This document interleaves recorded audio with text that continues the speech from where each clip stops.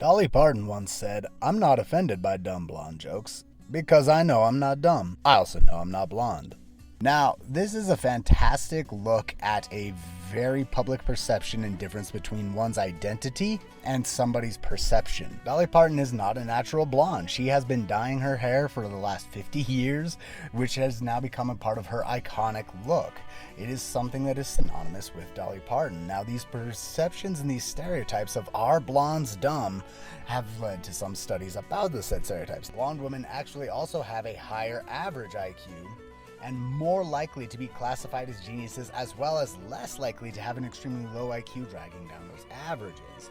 Now, this leads to a stereotype in media of still having a dumb blonde, or that stereotype that can be railed against. Dolly Parton herself even penned a record called "Dumb Blonde." Now, as far as the dumb part, we may attribute that to average IQ, or in Dolly's case, potentially even education.